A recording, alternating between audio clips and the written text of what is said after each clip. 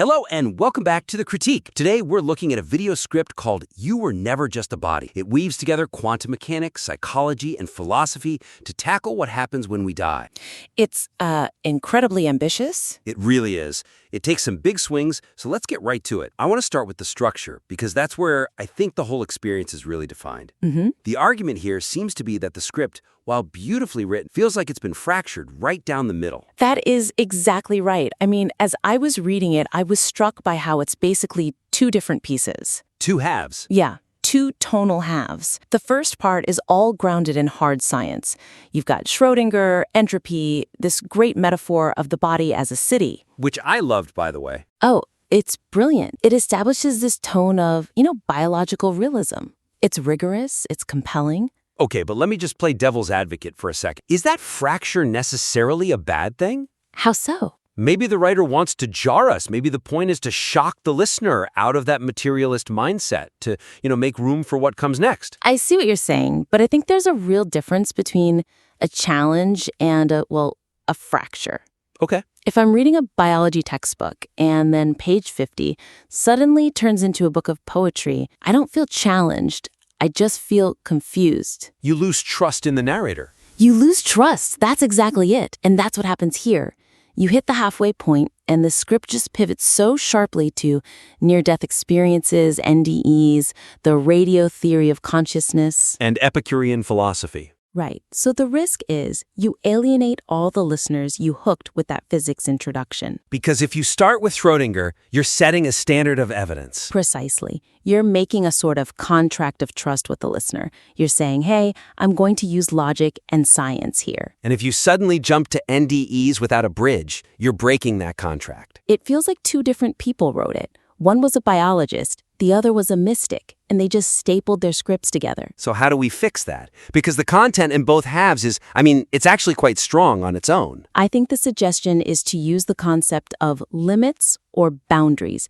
Use that to bridge the gap between the physics of the body and the mysteries of the mind. So acknowledge the shift. Acknowledge it explicitly, not implicitly. Okay, I like that. So instead of just jumping from cells are dying to souls are rising, you put up a signpost. Exactly. A signpost. Imagine a line right at that transition point. Something like, physics can fully explain how the city of the body shuts down, but it hits a hard wall when explaining the citizen inside the observer.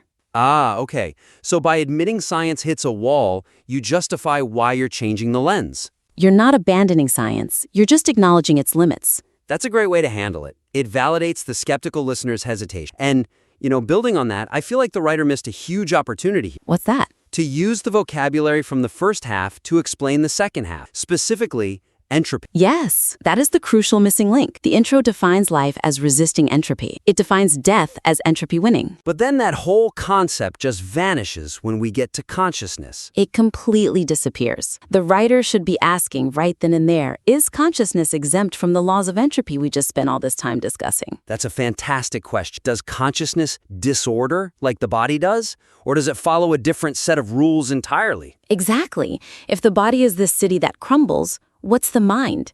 If the mind survives death, then by definition, it must be something that doesn't follow the second law of thermodynamics. So you frame the spiritual section as an investigation into entropy. You keep the scientific framework active, even while you're discussing these more metaphysical concepts. And it makes the metaphors consistent. You've got the city metaphor for the body, which crumbles, and the radio metaphor for the mind, which persists. Right.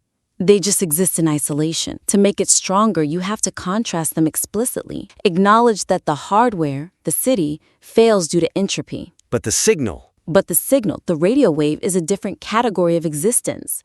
Don't just present them as two separate topics. Say something like, the city falls, but the signal that moved through it might not belong to the city at all. that creates a dialogue instead of just a list. A dialectic, exactly. Okay, that clarifies the structural issue immensely. It turns the two halves problem into more of a tale of two systems. Now I want to move to the content within that second half, because even if we fix the bridge, I'm a little worried about the argument itself. The robustness of it. Yeah, the script is clearly trying to build a case for consciousness surviving death, and it relies really heavily on that radio analogy. The idea that the brain just receives consciousness rather than creates it. and on anecdotal NDE reports. Right. It mentions that about 20% of cardiac arrest survivors report these things, which is, a compelling statistic. But my issue is how quickly it dismisses the materialist counterargument. It just says there are problems with that explanation and moves on. It just brushes past it. And this is where my skeptical brain just lit up. Mine too. If I'm a materialist listening and you just dismiss oxygen deprivation in one sentence without explaining why, I'm just going to assume you don't really get the counterargument. You look biased. You sound biased, yeah. So, okay, let's strengthen this. The suggestion is to steelman the materialist argument before you pivot. Steelman is definitely the key. You have to present the absolute strongest version of the skeptic's argument you can. Make the materialist case so well that even the materialists are nodding along. They're saying yes, exactly. That's what I think. So let's get specific. What arguments should be in there? The script mentions oxygen deprivation, but it's pretty vague. We need details. The writer should detail the hypoxia theory, the idea that as CO2 rises and oxygen drops, you get tunnel vision. That's a known thing. But more importantly, the brain science. They need to talk about the temporal parietal junction, the TPJ. Right. This is the part of the brain that integrates all your sensory data to create your sense of where you are in space. And we know, for a fact, that if you stimulate the TPJ with an electrode, you can induce an out-of-body experience. You can make someone floating on the ceiling. You can. And if you don't mention that the skeptical listener is just screaming at their phone, we know which part of the brain does that. It's a trick of the wiring. Exact. By ignoring the TPJ, it looks like you're hiding from the facts. So the fix is to lean into it, acknowledge it, say, look, science can explain the tunnel. That's hypoxia. Science can even explain the out-of-body feeling. That's the TPJ misfiring. You admit the brain is capable of hallucinating these things. Yes. Then, and only then, do you play your ace. You introduce the verifiable events. The specific data points materialism has trouble with. Right. Like the patient who, while clinically dead with zero brain activity, sees a specific shoe on the hospital roof that they couldn't possibly have known about. That makes the pivot so much more powerful. You're saying, here's the best explanation science has, and here is the one tiny fact that breaks it. It creates a genuine mystery instead of a manufactured one. You're not ignoring science, you're showing where science runs out of road. There's another moment where the argument feels a bit thin. The writer says dependence is not identity. Yeah, referring to the brain and consciousness. That's the setup for the radio theory. The idea that just because you smash a radio and the music stops doesn't mean the radio created the music. It's a classic analogy. But does the writer earn it? Not yet, no. Before making that claim, the script absolutely has to acknowledge the strong correlation evidence on the other side. You mean the evidence for the production model? Exactly. We know that when you damage specific parts of the brain, specific parts of the personality disappear. Damage the frontal lobe, impulse control vanishes. Damage Broca's area, language vanishes. So you admit that first? You have to. You say, look, the evidence for the production model is strong. When the brain breaks, the mind seems to break. And then you pivot. Then you pivot to the transmission model, the radio. You can say, well, if I damage the tuner on my radio, the signal comes through distorted. The static doesn't mean the radio station is broken. It means my receiver is damaged. That's a much more nuanced argument. It accepts the reality of brain damage while still leaving room for the philosophical possibility. It treats the listener like an adult who's heard of brain injuries before. Now, speaking of philosophy, let's talk about Epicurus. The script mentions his claim that death is nothing to us. When we're here, death isn't, and when death is here, we aren't. The lights out theory. Right. And there's a subtle logical conflict here in the script, isn't there? Oh, a big one. The script uses Epicurus' lights out and NDE's lights on, almost side by side as if they support the same point. But they're opposing ideas. They are completely opposing ideas. If Epicurus is right, NDEs shouldn't matter because there's no you left to experience them. If NDEs are real, then Epicurus is wrong because death isn't nothing, it's a transition. So the suggestion is, what? Use Epicurus to challenge the NDE section. Acknowledge the tension. Say, if the philosopher is right, then the mystics must be wrong. If it's lights out, there is no tunnel. Don't present them as just a collection of wise thoughts. Exactly. Present them as a conflict the listener has to resolve for themselves. It adds a layer of intellectual texture that's missing right now. Turns it from a monologue into a debate. I like that. Okay, let's move to the final piece of our review. The so what fact, the conclusion. Right. The ending of the script is, well, it's fine. It tells us you are here now. Live with intention, stop drifting. It's sound advice. I mean, who's going to argue with live with intention? No one, and that's the problem. It feels a little generic, doesn't it? Especially compared to that unique, high-concept opening about Schrödinger and entropy. It's a letdown. We started with quantum physics and the architecture of biological cities, and we end with what feels like a standard motivational poster. The listener is left with a generic carpe diem instead of a very specific entropic resistance. Yes!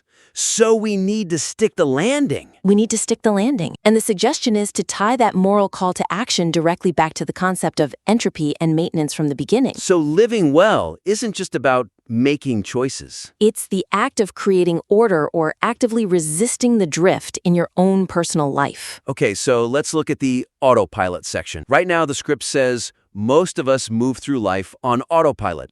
It's a bit of a cliche. Let's rewrite that to reference the current of entropy from paragraph 2. Instead of just saying we drift, say something like, just like the body stops repairing itself, our lives fall into disorder when we stop injecting the energy of intention. That is so much stronger. It links the physics to the psychology. It implies that drifting isn't just standing still, it's actively decaying. It is. In a universe ruled by entropy, doing nothing means falling apart. It gives the advice urgency. You could even bring back the city metaphor. Absolutely. Ask the listener in the final moments, which districts of your life are going dark because you've stopped sending resources there? Wow, that creates such a visceral image. It's not just neglecting your friendships, it's a whole district going dark. It feels like a power failure in the city of the self. And one last thing. The script mentions that our influence ripples forward and our atoms return to the universe. It's a beautiful sentiment, but we can tighten the screw. You're thinking about the first law of thermodynamics. The conservation of energy. Physics tells us energy can't be created or destroyed, only transformed. So frame your legacy,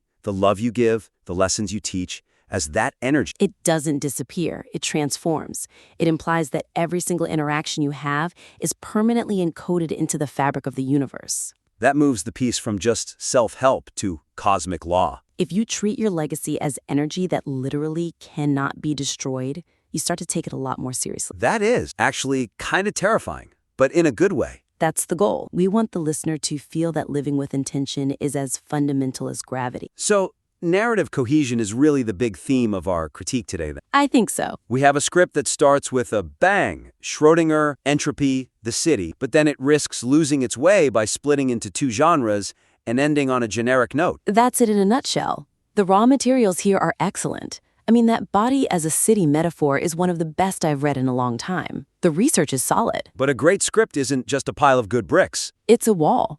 And right now, the mortar holding those bricks together just needs a bit of work. So let's recap the actionable steps for our writer to build that wall. Okay, first, fix that transition. Don't pretend the shift from physics to metaphysics isn't happening. Call it out. Use the idea of limits to explain why science stops and philosophy has to begin. And bridge the city and radio metaphors. Make them talk to each other. Second, bolster that middle section. Don't be afraid of the skeptic. Steelman the materialist arguments. Explain hypoxia. Explain the TPJ. Show us you know the science. Then, use your verifiable events to dismantle those strong arguments. It makes the victory sweet and the mystery real. And finally, the conclusion. Stop drifting. But don't just say stop drifting. Frame your life advice in the language of the opening. Talk about entropy, disorder, maintenance, and conservation of energy. Make the moral of the story feel like a scientific necessity. I think if the writer makes those changes, this piece goes from being a collection of really interesting thoughts to a profound, unified argument. I completely agree. It has the potential to be something that really sticks with people for a long, long time. It just needs that connective tissue. Well, we would love to see version 2 of this. Absolutely. Please send it back in once you've bridged those gaps. That's all for this critique. Keep writing, keep refining, and remember, even your script is an act of resisting entropy. We'll see you next time.